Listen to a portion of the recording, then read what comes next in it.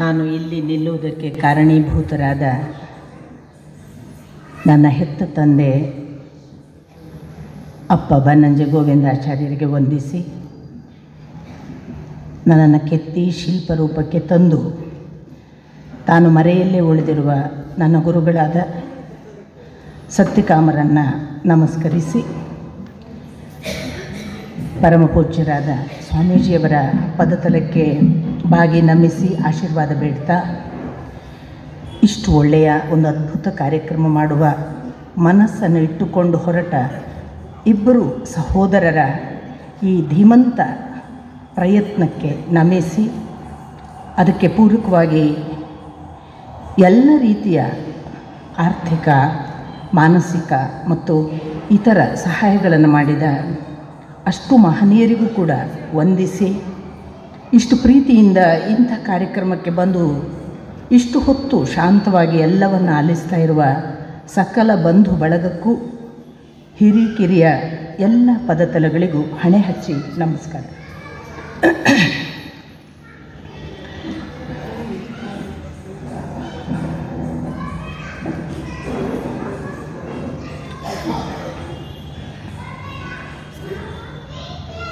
ಒಂದು ವಿಶೇಷ ಸಂದರ್ಭ. ಉಪನಿಷತ್ತು ಅಂತ ಅನ್ನೋದೇ ಬಹಳ ಅಪೂರ್ವವಾದ, ಶಬ್ದದಿಂದ ಮಾತ್ರ ಅಲ್ಲ, ಅನುಭವದಿಂದ ಅಪೂರ್ವವಾದ ಕೃತಿ.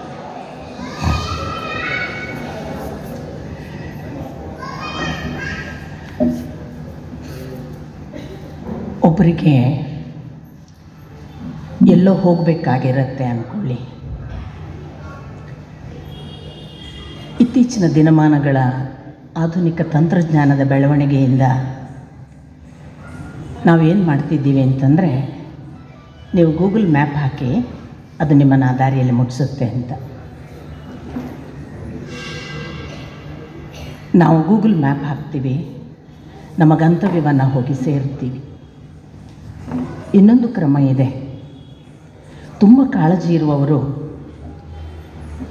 ಆ ಗೂಗಲ್ ಮ್ಯಾಪ್ ಹಿಡ್ಕೊಂಡ ಹುಡುಗ ಅವನು ಒಂದು ಗಾಡಿಯಲ್ಲಿ ಬರ್ತಿದ್ದರೆ, ಸ್ಥಳೀಯರೊಬ್ಬರು ತುಂಬ ಒಳ್ಳೆಯ ಮನಸ್ಸಿನವರಿದ್ದರೆ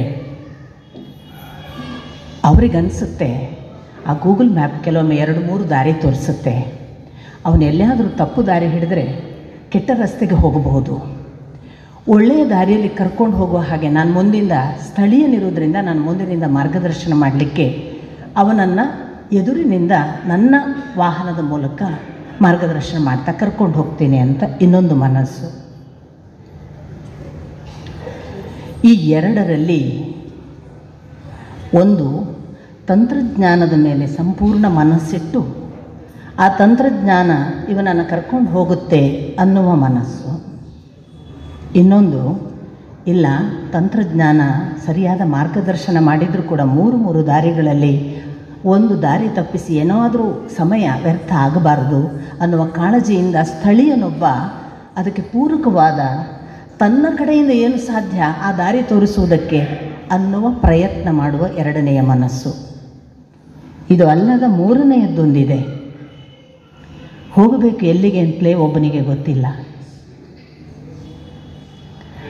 ಅವನು ನನಗೆ ದಾರಿ ಹೇಳಿ ಅಂತ ಕೇಳ್ತಾನೆ. ನಾವು ಮೊದಲನೇ ಪ್ರಶ್ನೆ ಕೇಳ್ತೀವಿ, ಎಲ್ಲಿಗೆ ಹೋಗಬೇಕು ಅಂತ. ಆಗ ಅವನು ಹೇಳ್ತಾನೆ, ನಂಗೆ ಗೊತ್ತಿಲ್ಲಪ್ಪ, ಯಾರೋ ಹೀಗೆ ಹೋಗು ಅಂದರು, ನಾನು ಬಂದಿದ್ದೀನಿ, ಇಲ್ಲಿ ನೋಡಿದರೆ ಈ ರಸ್ತೆ ಮುಕ್ತಾಯ ಆಗಿದೆ, ಮುಂದೆ ಎಲ್ಲಿ ಹೋಗಬೇಕು ಅಂತ ನನಗೂ ಗೊತ್ತಿಲ್ಲ ಅಂತಾನೆ. ಆಗ ಎದುರಿಗಿದ್ದವನು, ಹಾಗಾದರೆ ನನಗೂ ಗೊತ್ತಿಲ್ಲ, ನಿಮಗೆ ಎಲ್ಲಿ ಹೋಗಬೇಕು ಅಂತ ಗೊತ್ತಿದ್ದರೆ ನಾನು ಹೇಳಬಹುದು, ನಿಮಗೆ ಎಲ್ಲಿಗೆ ಹೋಗಬೇಕು ಅಂತ ಗೊತ್ತಿಲ್ಲದಿದ್ದರೆ ನನಗೇನು ಹೇಳಬೇಕು ಗೊತ್ತಾಗಲ್ಲ, ಸ್ವಲ್ಪ ಈ ಬದಿಯಲ್ಲಿ ಒಬ್ಬರು ದೊಡ್ಡವರು ಇದ್ದಾರೆ, ಅವರೇನಾದರೂ ಮಾರ್ಗದರ್ಶನ ಮಾಡ್ಬೋದು, ನೀವು ಅಲ್ಲಿ ಹೋಗಿ ಅಂತಾರೆ. ಆಗ ಈ ದಾರಿಯನ್ನೇ ಗೊತ್ತಿಲ್ಲದವ, ಎಲ್ಲಿಗೆ ಹೋಗಬೇಕು ಅಂತ ಗೊತ್ತಿಲ್ಲದವನ ಅತ್ಲಾಗಿ ಹೋಗ್ತಾನೆ.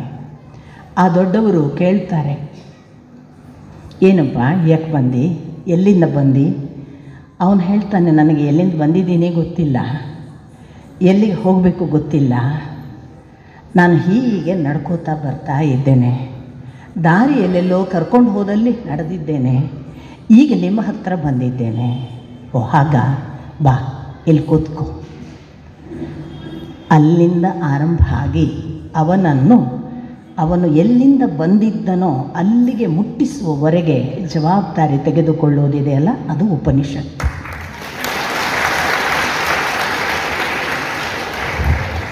ದಾರಿ ಗೊತ್ತಿರುವ ದುರಾತ್ಮರಿಗೆ ಏನು ಹೇಳಬೇಕಾಗಿಲ್ಲ. ದಾರಿ ಗೊತ್ತಿದೆ, ತಂತ್ರಜ್ಞಾನ ಇದೆ ಅನ್ನುವವನಿಗೂ ಕೂಡ ಮಾರ್ಗದರ್ಶಕರ ಅವಶ್ಯಕತೆ ಇಲ್ಲ. ದಾರಿ ಗೊತ್ತಿದೆ, ಎದುರಿಗೊಬ್ಬ ಮಿತ್ರನಿದ್ದಾನೆ, ಅವನಿಗೂ ಏನೂ ಆಗಬೇಕಾಗಿಲ್ಲ. ಯಾಕೆಂದರೆ ಅವರೆಲ್ಲ ಮುಟ್ಟುವುದು ಯಾರೆಲ್ಲ ಜೀವಮಾನದಲ್ಲಿ ಸ್ವಲ್ಪ ಪ್ರಯತ್ನ ಮಾಡಿದರೆ ಮುಟ್ಟಬಹುದೋ ಅಲ್ಲಿಯವರೆಗೆ. ಜೀವಮಾನದಲ್ಲಿ ಈ ಜೀವವೊಂದು ಎಲ್ಲಿಂದಲೋ ಬಂದಿದೆಯಲ್ಲ, ಆ ಜೀವ ಅದು ಬಂದದ್ದು ಎಲ್ಲಿಂದ ಅಂತ ನಮಗೆ ಗೊತ್ತಿಲ್ಲ, ಅದು ಹೋಗಬೇಕಾದದ್ದು ಎಲ್ಲಿಗೆ ಅಂತಲೂ ನಮಗೆ ಗೊತ್ತಿಲ್ಲ. ಆದರೆ ಒಳಗೊಂದು ಇದು ಬಂದದ್ದೆಲ್ಲಿಂದ ಗೊತ್ತಿಲ್ಲ, ಇದು ಹೋಗಬೇಕಾದದ್ದು ಎಲ್ಲಿಗೆ ಗೊತ್ತಿಲ್ಲ, ಆದ್ದರಿಂದ ಈಗ ಇರುವುದು ಸರಿಯಲ್ಲ ಅಂತ ಅನ್ನಿಸ್ಲಿಕ್ಕೆ ಶುರುವಾಗತ್ತಲ್ಲ ಒಂದು ಚಡಪಡಿಕೆ. ಅಂಥ ಚಡಪಡಿಕೆ ಹುಟ್ಟಿದಾಗೆಲ್ಲ ಆ ಥರದ ಜೀವಿಗಳು ಎದ್ದು ಹೋಗಿದ್ದಾರೆ. ಆ ಚಡಪಡಿಕೆಯ ಜೊತೆಗೆ ತಮ್ಮನ್ನು ಅರ್ಪಿಸಿಕೊಂಡದ್ದು ಬಿಟ್ಟರೆ ಬೇರೆ ಏನೂ ಗೊತ್ತಿಲ್ಲ ಅವರಿಗೆ. ಅವರ ಒಳಗಿನ ಆಂತರ್ಯದ ಕೂಗು, ಇದು ಸರಿಯಲ್ಲ, ನೀನು ಬಂದದ್ದು ಬೇರೆ ಕಡೆಯಿಂದ, ನೀನು ಹೋಗಬೇಕಾದದ್ದು ಬೇರೆ ಕಡೆಗೆ, ಈಗ ಇರುವುದನ್ನು ನಂಬಿಕೊಂಡು ಕೂತ್ಕೊಳ್ಬೇಡ ಅಂತ ಒಳಗೊಂದು ನಿರಂತರವಾದ ಆ ಅಲ್ಪರಿಕೆ ಅವರಿಗೆ ಕೂತ್ಕೊಳ್ಳೋಕ್ಕೆ ಬಿಡದೆ, ಹಾಗಾದರೆ ಅದು ಎಲ್ಲಿಂದ ಬಂದದ್ದ ಏನ, ಯಾಕೆ ಬಂದಿದೆ ಏನ, ಹೋಗಿ ಬಿಡುವ ನೋಡೋಣ ಅಂತ ಹೊರಡುವಾಗ ಅವನಿಗೆ ಗೊತ್ತಿಲ್ಲ. ದಯವಿಟ್ಟು ನಾವು ಗಮನಿಸಬೇಕು, ಅವನಿಗೆ ಗೊತ್ತಿಲ್ಲ ನನ್ನನ್ನು ಇದನ್ನು ದಾರಿ ಮುಟ್ಟಿಸುವವರೊಬ್ಬರು ಸಿಗ್ತಾರೆ ಅನ್ನುವ ಭರವಸೆ ಕೂಡ ಇಲ್ಲ. This is nothing but going to the unknown ಅಂತ. ನಿನಗೆ ಯಾವುದು ಗೊತ್ತಿಲ್ಲವೋ ಅದರ ಕಡೆಗೆ ಹೋಗುವುದು. ಅದಕ್ಕೆ ಸಾಮಾನ್ಯ ಧೀರತ್ವ ಬೇಡ. ಅದು ಎಂಥ ಧೀರತ್ವ ಅಂದರೆ, ಹಾಗೆ ನಡೆದುಕೊಂಡು ಬಂದವನಿಗೆ ಹಿಂದಿನಿಂದ ಅವನು ಎಲ್ಲ ತಾನು ಇಷ್ಟರವರೆಗೆ ಗುರುತಿರುವ ಮಾರ್ಗಗಳನ್ನೆಲ್ಲ ದಾಟಿ ಒಂದು ಕಾಡು ಪ್ರವೇಶ ಮಾಡಿದ ಹಾಗೆ. ಆ ಅರಣ್ಯ ಅವನಿಗೆ ಗೊತ್ತಿರುವ ಅರಣ್ಯವಲ್ಲ.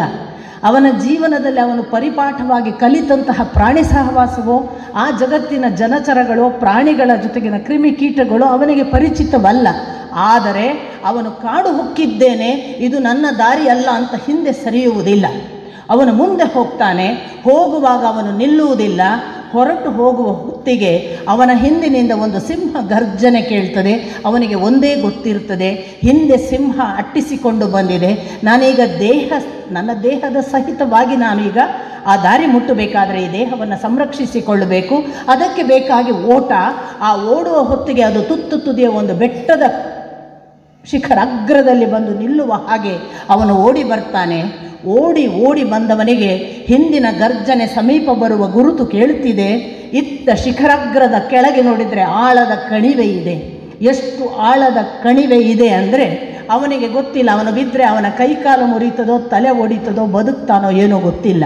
ಆದರೆ ಅವನಿಗೆ ಒಂದೇ ಒಂದು ಗೊತ್ತಿರುವುದು, ಈಗ ಹಿಂದೆ ಹೋಗಲಿಕ್ಕಾಗೋದಿಲ್ಲ, ಮುಂದೆ ಹೋಗಬೇಕು. ಹೋಗುವುದಕ್ಕೆ ಕಣಿವೆ ಬಾಯಿ ತೆರೆದು ಬಾ ಅಂತ ಕರೀತಿದೆ. ಭಕ್ತಿ ಮತ್ತು ನಂಬಿಕೆ ಒಂದು ಮಾತ್ರ ಈಗ ಕಾಯಬಹುದಾದ ಏಕಮಾತ್ರ ಸಾಧನ. ಅಂಥ ಧೀರತ್ವದಲ್ಲಿ ಅವನು ಜಿಗಿಯಬೇಕು.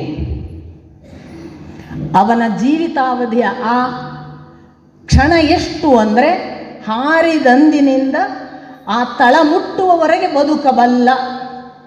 ತಳ ಮುಟ್ಟಿದಾಗ ಸಾಯ್ತಾನೋ ಬದುಕ್ತಾನೋ ಗೊತ್ತಿಲ್ಲ. ತಳ ಮುಟ್ಟುವವರೆಗೆ ಬದುಕಬಲ್ಲ. ಆ ಹಾರುವ ಕ್ರಿಯೆ ಇದೆಯಲ್ಲ, ಆಗ ಅವನಿಗೆ ಏನಾದರೂ ಒಂದು ಸಾಧ್ಯತೆ ಇದ್ದರೆ ಯು ಟೇಕ್ ಅ ಜಂಪ್ ಅಂತ. If you are a believer, if you trust him, take a jump. You jump ಅಂತಾನೆ ರಜನೀಶ್. ಯಾಕೆ ಅಂದರೆ ಒಂದು ಸಾಧ್ಯತೆ ಇದೆ. ನಿತ್ತರೆ ಸಾಧ್ಯವಿಲ್ಲ. ಹಿಂದಿನ ಸಿಂಹ ನುಂಗಿ ಹಾಕ್ತದೆ. ಹೆದರಿ ನಿಲ್ಲುವ ಹಾಗಿಲ್ಲ. ಮುಂದೆ ಹೋಗುವುದಕ್ಕೆ ದಾರಿ ಇಲ್ಲ. ಆದರೆ ಒಂದು ಚಾನ್ಸ್ ಇದೆ ಅಲ್ಲಿಂದ ಇಲ್ಲಿಗೆ ಬೀಳುವವರೆಗೆ. ಆ ಮೊಮೆಂಟ್ ಇದೆಯಲ್ಲ, ಆ ಕ್ಷಣ, ಅಲ್ಲಿ ಏನಾದರೂ ಸಂಭವಿಸಬಹುದು. ನನ್ನನ್ನು ಅಷ್ಟು ಕ್ಷಣದಲ್ಲಿ ನಡುವೆ ಒಬ್ಬ ಬಂದು ರಕ್ಷಿಸಿಯಾನು ಅನ್ನುವ ಧೀರ ಮಾತ್ರ ಇದನ್ನು ನಡೀತಾನೆ. ನಾಯಮಾತ್ಮ ಬಲಹೀನೇನ ಲಭ್ಯೋ. ಧೀರನಲ್ಲದವನಿಗೆ ಈ ದಾರಿ ಅಲ್ಲ ಅಂತ ಅದಕ್ಕೆ ಉಪನಿಷತ್ತು ಹೇಳಿತು. ಯಾರಿಗೆ ಈ ಥರದ ಸಂಪೂರ್ಣ ಸತ್ತರೂ ಅವನು ಕಾಯ್ತಾನೆ ಅನ್ನುವ ಧೈರ್ಯ, ಈ ಧೈರ್ಯಕ್ಕೂ ಮಿಲಿಟರಿಯ ಧೈರ್ಯಕ್ಕೂ ಏನೂ ಸಂಬಂಧ ಇಲ್ಲ, ನೆನಪಿಟ್ಟುಕೊಳ್ಬೇಕಿದು ಅಂತರಂಗದ ಧೀರತ್ವ. ಹಾಗೊಂದು ಧೀರತ್ವದಲ್ಲಿ ಹಾರುವ ಒಬ್ಬನನ್ನು ನಡುವೆ ಕಾಯ್ತಾನಲ್ಲ, ಅವನು ಋಷಿ, ಅವನು ಭಗವಂತನ ಸಾಕ್ಷಾತ್ ರೂಪ. ತಾನು ಬರಲಾಗದ್ದಕ್ಕೆ ಅವನೇ ಕಳುಹಿಸಿದ ಪ್ರತಿರೂಪ, ಅವನು ಗುರು. ಅವನು ಕೂತು ಅವನು ನಡೆಸಬಲ್ಲ ದಾರಿ ಅದು ಉಪನಿಷತ್ತಿನ ದಾರಿ. ನಮ್ಮ ಅಪ್ಪನ ಭಾಷೆಯಲ್ಲಿ ಹೇಳುವುದಾದರೆ ಯಾವುದು ಎತ್ತರಕ್ಕೆ ಕರೆದುಕೊಂಡು ಹೋಗುತ್ತದೋ ಅದು ಉಪನಿಷತ್ತು. ಇನ್ನು ಅನೇಕರ ಅರ್ಥ ವಿವರಣೆಯಲ್ಲಿ ಬರುವಂತಹ ಇನ್ನೊಂದು ವಿವರಣೆ, ಯಾವುದು ಹತ್ತಿರಕ್ಕೆ ಕರೆದುಕೊಂಡು ಹೋಗುತ್ತದೋ, ಹತ್ತಿರ ಕುಳಿತುಕೊಳ್ಳುವಂತೆ ಮಾಡುತ್ತದೋ, ಗುರುವಿನ ಸಮೀಪ ಕುಳಿತುಕೊಳ್ಳುವಂತೆ ಮಾಡುತ್ತದೋ ಅದು ಉಪನಿಷತ್ತು.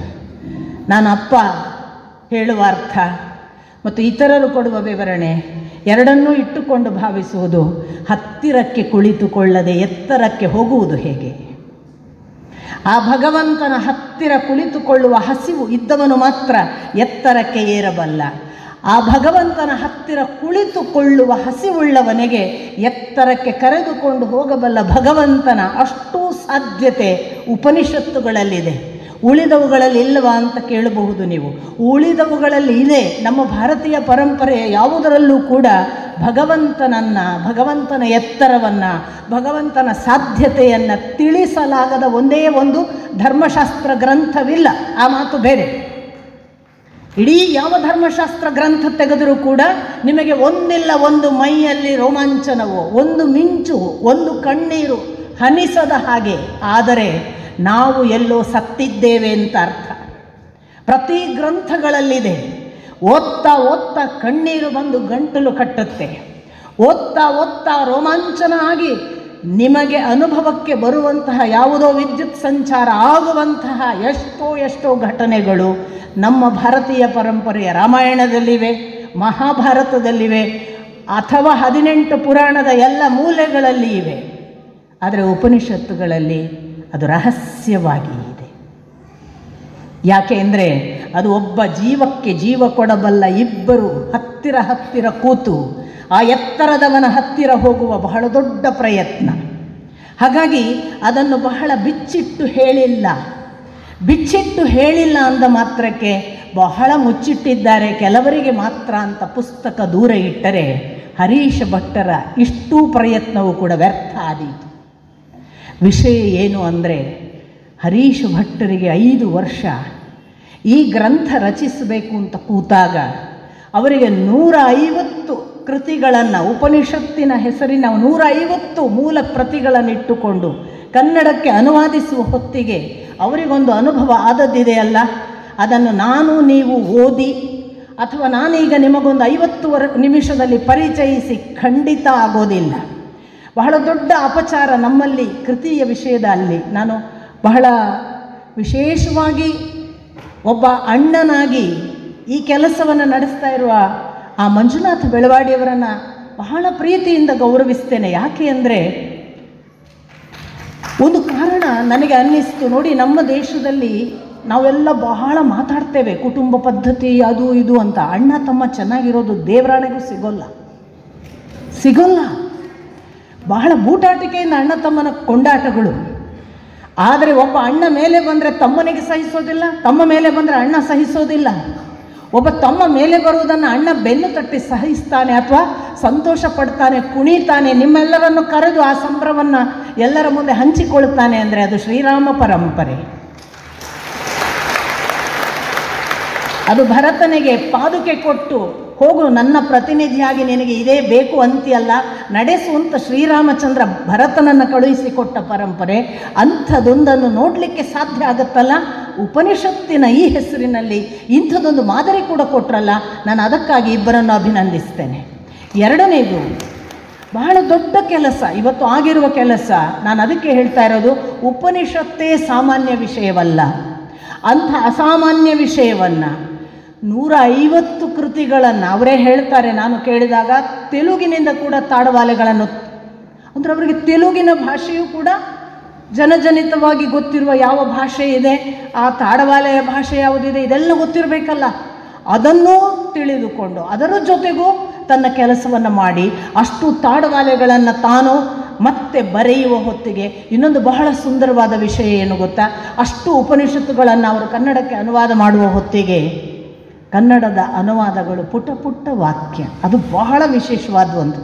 ಒಬ್ಬ ಮನುಷ್ಯನಿಗೆ ನಾಯಮಾತ್ಮ ಬಲಹೀನೇನ ಲಭ್ಯೋ ಅನ್ನುವುದನ್ನು ಅವನು ದುರ್ಬಲನಿಗೆ ಲಭ್ಯನಿಲ್ಲ ಅಂತ ಅಷ್ಟೇ ಹೇಳದೆ, ನೀವು ದುರ್ಬಲರಾದರೆ ಅವನು ನಿಮಗೆ ಸಿಕ್ಕುವುದಿಲ್ಲ, ಅವನು ಬಲಿಷ್ಠರಿಗೆ ಮಾತ್ರ ಸಿಗುತ್ತಾನೆ ಅಂತ ವಾಕ್ಯ ಉದ್ದ ಆದರೆ ಅದು ಉಪನಿಷತ್ತಾಗಿ ಉಳಿಯೋದಿಲ್ಲ. ಅದು ಸಾಮಾನ್ಯ ಸಾಮಾಜಿಕ ಕಾದಂಬರಿಯ ವಿವರಣೆ ಆಗುತ್ತೆ. ಅದು ಒಂದು, ಅಲ್ಲಿ 3 ಶಬ್ದ ಇದ್ದರೆ ಇಲ್ಲಿ 3 ಶಬ್ದ, ಅಲ್ಲಿ 4 ಶಬ್ದದ ಮಂತ್ರ ಇದ್ದರೆ ಅದನ್ನು 4 ಶಬ್ದದಲ್ಲಿ ಅಡಕಗೊಳಿಸಿ ಕೊಡುವುದಿದೆಯಲ್ಲ, ಅದು ಬಹಳ ಭಾಷೆಯ ಒಂದು ವಿಶೇಷವಾದ ಹಿಡಿತ, ಅದರ ಜೊತೆಗೆ ಅದರ ಪ್ರಬುದ್ಧತೆ ಎರಡೂ ಉಳ್ಳವನು ಮಾತ್ರ ಮಾಡಬಲ್ಲ. ಯಾಕಂದರೆ ಸುಮ್ಮನೆ ಶಬ್ದಗಳು ಗೊತ್ತಿದೆ ಅಂತಲೋ ಅಥವಾ ಬಹಳ ಶಬ್ದಗಳು ಪ್ರೌಢಿಮೆಯಿಂದ ಗೊತ್ತಿದೆ ಅಂತಲೋ ಆಡಂಬರ ಮಾಡುವ ಹಾಗೂ ಇಲ್ಲ. ಉಪನಿಷತ್ತಿನ ಸರಳ ಅರ್ಥವನ್ನು ಅವರು ಮುಟ್ಟಿಸಬೇಕು, ಏಕಕಾಲಕ್ಕೆ ಮೂಲಕ್ಕೆ ದೋಷ ಆಗಬಾರದು. ಅಂಥ ಕೆಲಸವನ್ನು ಮಾಡೋದಿದೆಯಲ್ಲ, ಅದು ಸಾಮಾನ್ಯ ವಿಷಯ ಅಲ್ಲ. ಅದನ್ನು ಬಹಳ, ನಾನು ಯಾರನ್ನು ನನ್ನ ಜೀವನದಲ್ಲಿ ಕೊಂಡಾಡಿ ಗೊತ್ತಿಲ್ಲ ನನಗೆ, ಸುಮ್ಮನೆ ಮುಖಸ್ತುತಿ ಮಾಡಿ. ಯಾಕಂದರೆ ಮುಖಸ್ತುತಿ ಮಾಡಿದರೆ ಅದು ಭಗವಂತನನ್ನು ಮಾತ್ರ ಮಾಡಬೇಕು ಅಂತ ತೀರ್ಮಾನ ಮಾಡಿದವಳು ನಾನು. ಯಾಕಂದರೆ ಶ್ರೀಮದ್ ಭಾಗವತ ಪದೇ ಪದೇ ಹೇಳ್ತದೆ, ನಿನಗೆ ಏನು ಆಗಬೇಕು, ಏನೇ ಆಗಬೇಕು ಅಂತಿದ್ದರೆ ಅವನನ್ನು ಸ್ತುತಿಸು, ಅದು ಆಗುತ್ತೆ. ನಾನು ಅವನನ್ನು ಬಿಟ್ಟು ಇನ್ನೇನನ್ನೂ ಸ್ತುತಿಸಲಿಕ್ಕಿಲ್ಲ, ಯಾಕೆಂದರೆ ನನಗೆ ಏನೂ ಆಗಬೇಕಾಗಿಲ್ಲ, ಅದು ನನ್ನ ಸಂತೋಷ. ಆದ್ದರಿಂದ ನನಗೆ ಇಲ್ಲಿ ಏನು ಹರೀಶ್ ಭಟ್ಟರನ್ನು ಕೊಂಡಾಡಿ ಏನೂ ಆಗಲಿಕ್ಕಿಲ್ಲ. ಆದರೆ ಅವರ ಭಾಷೆ ಅದು ತುಂಬ ತುಂಬ ಚೆನ್ನಾಗಿದೆ. 3 ಶಬ್ದಕ್ಕೆ 3 ಶಬ್ದ, ಹೆಚ್ಚಂದರೆ 4 ಶಬ್ದದಲ್ಲಿ ಅನುವಾದ, ಸಣ್ಣ ಸಣ್ಣ ಪುಟ್ಟ ಪುಟ್ಟ ಶಬ್ದಗಳ 4 ಶಬ್ದಗಳ ಒಂದು ವಾಕ್ಯ, ಆ ವಾಕ್ಯ ಮೂಲವನ್ನು ಏನಿದೆ ಅದನ್ನು ಹೇಳಬಲ್ಲ ಪ್ರಯತ್ನ. ಇದು ಅವರು ಕನ್ನಡದಲ್ಲಿ ಮಾಡುವಾಗ ಅವರ ಸಂಸ್ಕೃತ ಹೇಗಿತ್ತು ನೀವು ಇಲ್ಲಿ ನೋಡಿದ್ರಿ ಇವತ್ತು ಅವರ ವಾಕ್ನಲ್ಲಿ. ಹಾಗಾಗಿ ನಾನು ಸಂಸ್ಕೃತ ಬಲ್ಲವಳಲ್ಲ, ನಾನು ಮತ್ತೆ ಹೇಳ್ತೇನೆ, ಸಂಸ್ಕೃತ ಬಲ್ಲವಳಲ್ಲ. ಆದರೆ ನನ್ನ ಗುರುಗಳು ಒಂದು ಮಾತು ನನಗೆ ಹೇಳಿದ್ದಾರೆ, ಸಂಸ್ಕೃತ ಒಂದು ಭಾಷೆಯಲ್ಲ ಮಗಳೇ, ಅದು ಒಂದು ಅವಸ್ಥೆ ಅಂತ. ನಾವು ಆ ಅವಸ್ಥೆಯನ್ನು ತಲುಪಿದರೆ ಭಾಷೆ ನಮಗೆ ಬರುತ್ತೆ ಅಥವಾ ಕರಗತ ಆಗುತ್ತೆ, ಅರ್ಥ ಆಗುತ್ತೆ ಅನ್ನೋದು ಅವರ ಮಾತು. ಆ ಅರ್ಥದಲ್ಲಿ ನಿಧಾನಕ್ಕೆ ಆ ಅವಸ್ಥೆಗೆ ನನ್ನನ್ನು ಭಗವಂತ ಕರೆದುಕೊಂಡು ಹೋದಾನು ಅಂತ ಭಾವಿಸುವ ಅವನ ಪಾದಶಿಶು ನಾನು. ಆ ಅರ್ಥದಲ್ಲಿ ನಾನು ಓದುವಾಗ ನನಗೆ ಕೆಲವೊಮ್ಮೆ ಅನ್ನಿಸಿದ್ದುಂಟು, ಹರೀಶ್ ಭಟ್ಟರು ತುಂಬ ಚೆನ್ನಾಗಿ ಅನುವಾದ ಮಾಡಿದ್ದಾರೆ ಮಾತ್ರ ಅಲ್ಲ, 5 ವರ್ಷಗಳ ಕಾಲ 150 ಒಂದು ಉಪನಿಷತ್ತಿನಲ್ಲಿ ರಾಮ ಹನುಮಂತನಿಗೆ ಹೇಳುವ ಸೀತಾ ಉಪನಿಷತ್ತಿನ ಹಾಗೆ ಇರುವ ಮುಕ್ತಿಕೋಪನಿಷತ್ತು ಇದೆ. ಸೀತೆಯ ಹೆಸರಿನ ಉಪನಿಷತ್ತಿದೆ, ಗಾಯತ್ರಿಯ ಹೆಸರಿನ ಉಪನಿಷತ್ತಿದೆ, ದೇವಿ ಉಪನಿಷತ್ತಿದೆ, ತುಳಸಿ ಉಪನಿಷತ್ತಿದೆ. ಇವತ್ತು ಬಹಳ ಜನ ಸ್ತ್ರೀಯರು ಬಂದಿದ್ದಾರೆ ಅಂದಾಗ ಅದು ಒಂದು ನೆನಪಿಟ್ಟುಕೊಳ್ಬೇಕು, ಉಪನಿಷತ್ತು ಅಂದರೆ ಗಂಡಸರದ್ದು ಅಂತ ಭಾವಿಸಬೇಕಾಗಿಲ್ಲ. ಹೆಂಗಸರ ಹೆಸರಿನ ಅಥವಾ ಹೆಣ್ಣು ಮಕ್ಕಳನ್ನು, ದೇವಿಯರನ್ನು, ದೇವತೆಗಳನ್ನು ಪೂಜಿಸುವ, ಮತ್ತು ನಿಮಗೆ ಗೊತ್ತಿದೆ ಇಡೀ ಯಾಜ್ಞವಲ್ಕ್ಯನ ಮುಂದೆ ನಿಂತು ಯಾಜ್ಞವಲ್ಕ್ಯನಿಗೆ ಎದುರು ಪಕ್ಷವಾಗಿ ಸಾಕಷ್ಟು ಪ್ರಶ್ನೆಗಳನ್ನು ಕೇಳಿ ಗೆದ್ದವಳು ಗಾರ್ಗಿ.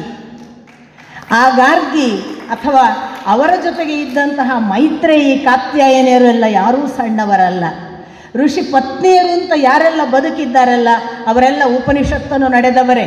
ನಮಗೊಂದು ತಪ್ಪು ತಿಳುವಳಿಕೆ ಇದೆ, ಋಷಿಗಳು ಮಾತ್ರ ಋಷಿಗಳ ದಾರಿಯಲ್ಲಿ ನಡೆದು ಉಪನಿಷತ್ತಿನ ಹಂತ ಮುಟ್ಟಿದ್ದಾರೆ ಅಂತ.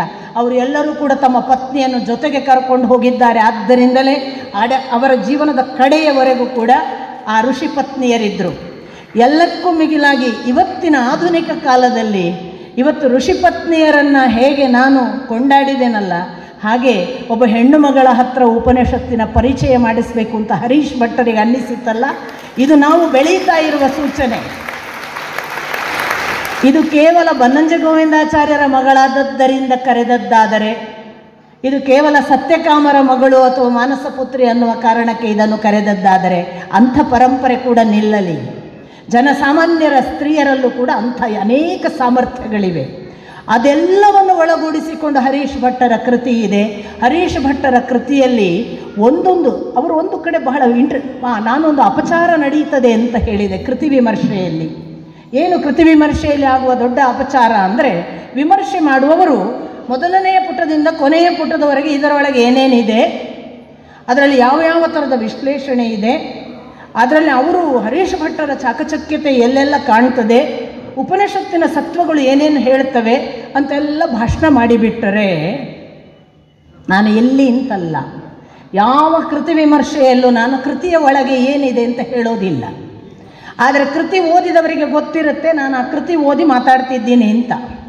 ಯಾಕೆ ಹೇಳೋದಿಲ್ಲ ಅಂದರೆ, ಅದು ವೀಣಾ ಬನ್ನಂಜಿಯವರು ಅಷ್ಟು ಹೇಳಿದ್ದಾರೆ, ಅದನ್ಯಾಕೆ ತಗೊಳ್ಳೋದು ಅಂತ ನೀವು ಹಾಗೆ ಕೈ ಬೀಸಿಕೊಂಡು ಮನೆಗೆ ಹೋಗೋದು ಬೇಡ. ದಯವಿಟ್ಟು ಎಲ್ಲರೂ ಪುಸ್ತಕ ತೆಗೆದುಕೊಂಡು ಓದಿ. ನಾನು ನಿಮಗೀಗ ಒಂದು ಹೇಳುವ ಮಾತಿನ ಒಳಗೆ ನನ್ನೊಳಗೊಂದು ಅಂತರಂಗದ ಧೀಶಕ್ತಿ ಹೊತ್ತಿ ಉರಿಯುತ್ತಿದೆ. ಅದಕ್ಕೆ ಯಾರೂ ಎದುರಲ್ಲದ ಒಂದು ಭಾರೀ ಶಕ್ತಿ ಇದೆ.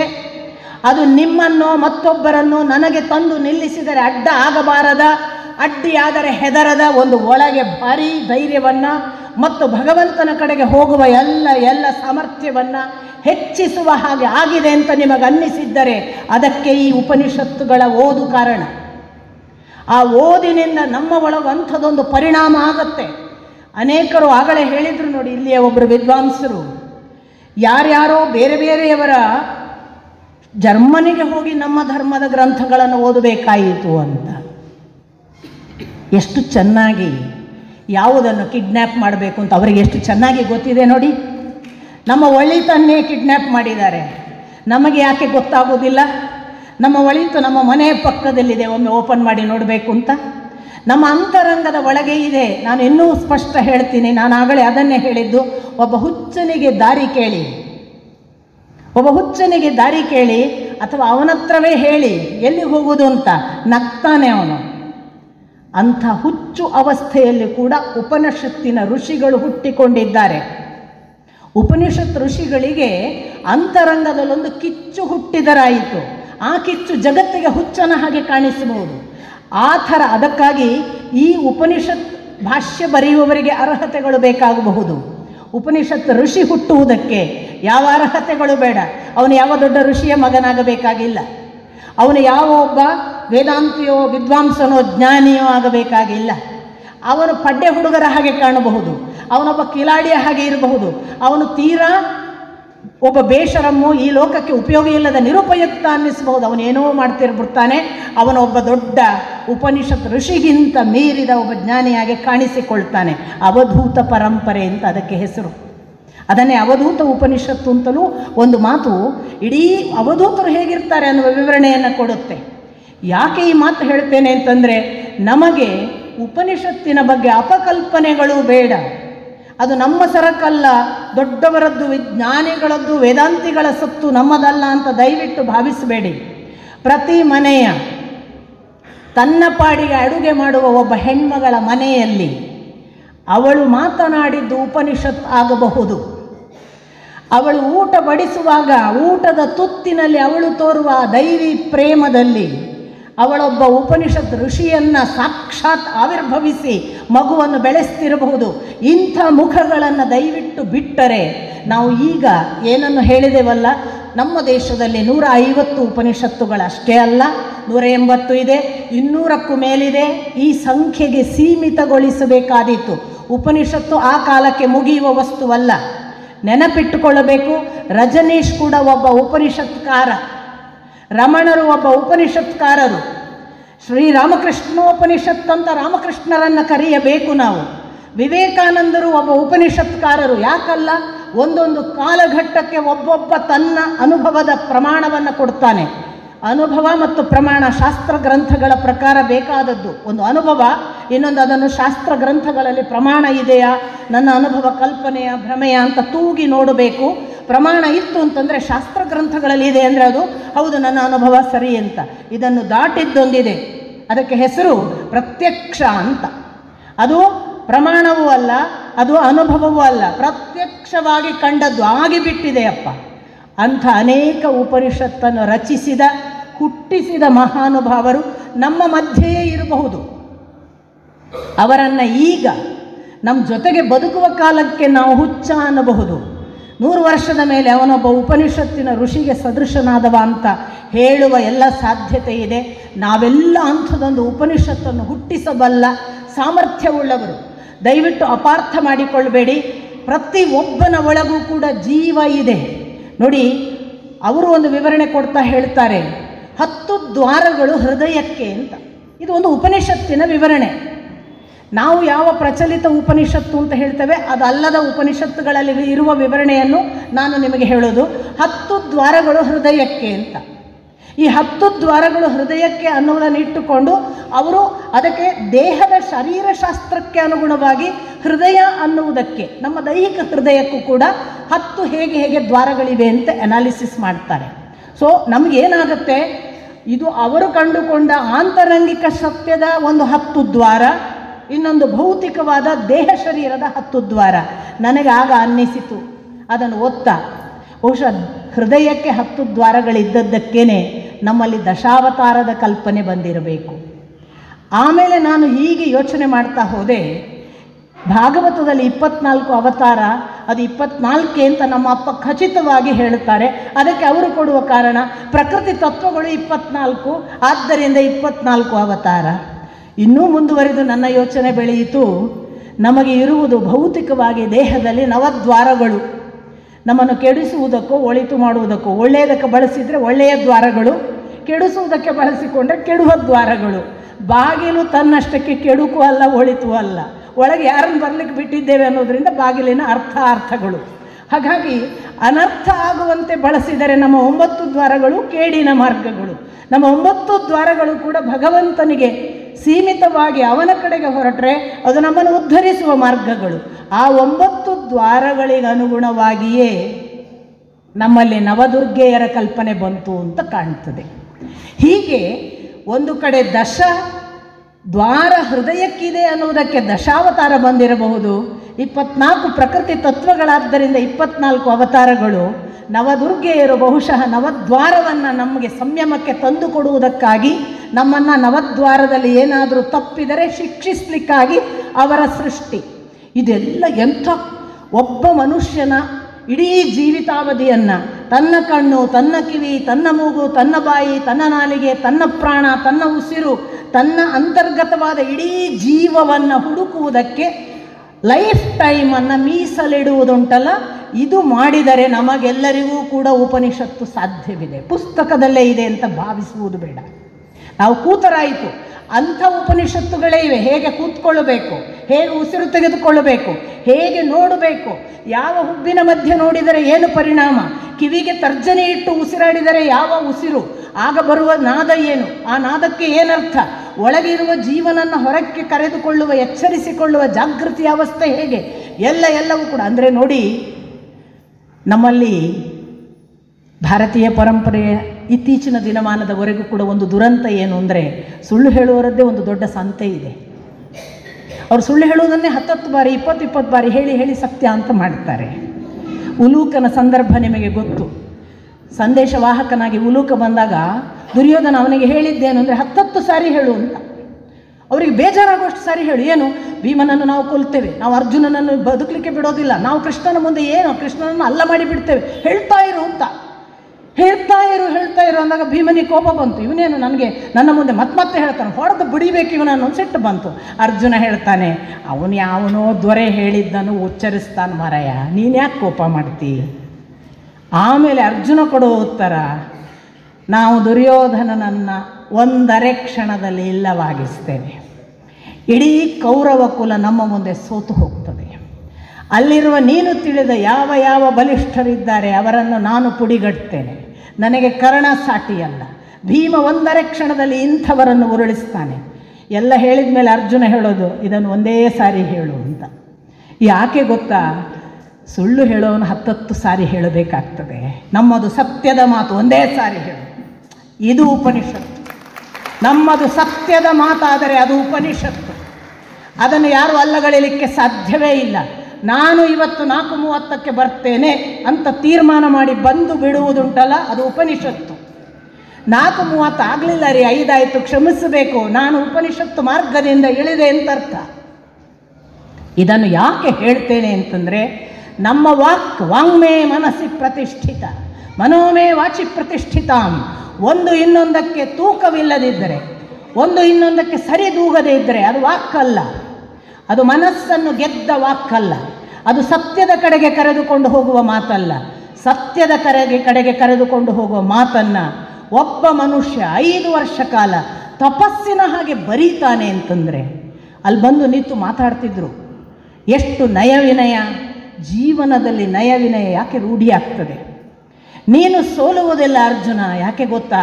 ನೀನು ಸತ್ಯವನ್ನು ಹೇಳಿದ್ದಿ, ನಿನ್ನ ಜೀವಮಾನದುದ್ದಕ್ಕೂ ನೀನು ಪ್ರಾಮಾಣಿಕನಾಗಿ ನಡೆದಿದ್ದಿ, ಆದ್ದರಿಂದ ನೀನು ಗೆದ್ದೇ ಗೆಲ್ಲುತ್ತೆ. ಕೃಷ್ಣನ ಮಾತು ಸಾಕು ನಮಗೆ. ಪ್ರಾಮಾಣಿಕತೆ, ಸತ್ಯ, ಸುಳ್ಳಾಡುವುದಿಲ್ಲ, ಪ್ರಾಣ ಹೋದರೂ ಸುಳ್ಳಾಡೋದಿಲ್ಲ ಅನ್ನೋದನ್ನು ನಮ್ಮಷ್ಟಕ್ಕೆ ನಾವು ಕನ್ವಿಕ್ಷನ್ ಮಾಡಿಕೊಂಡ್ರೆ ನಮ್ಮೊಳಗೆಲ್ಲ ಉಪನಿಷತ್ತಿನ ಋಷಿಗಳು ಹುಟ್ಟಿಕೊಳ್ಳಬಲ್ಲರು.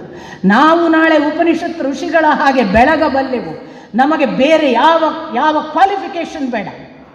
ಆದರೆ ದುರದೃಷ್ಟವಶಾತ್ ನಮ್ಮವರೆಲ್ಲ ಈಗ ಮಾಡ್ತಿರೋದು ಬೀದಿಯಲ್ಲಿ ನಿಂತು ನಮ್ಮ ಧರ್ಮದ ಬಗ್ಗೆ ಸುಳ್ಳು ಹೇಳುವುದು, ಸುಳ್ಳುಗಳನ್ನೇ ಸತ್ಯ ಮಾಡುವುದಕ್ಕಾಗಿ 10 ಬಾರಿ ಹೇಳುವುದು, ಅದನ್ನು ಪತ್ರಿಕೆಯವರು, ಮಾಧ್ಯಮದವರು 10 ಬಾರಿ ಪ್ರಕಟಿಸುವುದು, ಅದನ್ನು TV ಚಾನೆಲ್ ಅವರು 20 ಬಾರಿ ಕೇಳಿಸುವುದು. ಸುಳ್ಳು ಪ್ರಚಾರ ಆಗಲಿ ಅಂತ ನೆನಪಿಟ್ಟುಕೊಳ್ಳಿ, ಸುಳ್ಳು 20-30 ಬಾರಿ ಹೇಳಬೇಕಾಗ್ತದೆ. ಸತ್ಯ ಒಂದೇ ಸಾರಿ ಹೇಳಿದರೆ ಸಾಕು.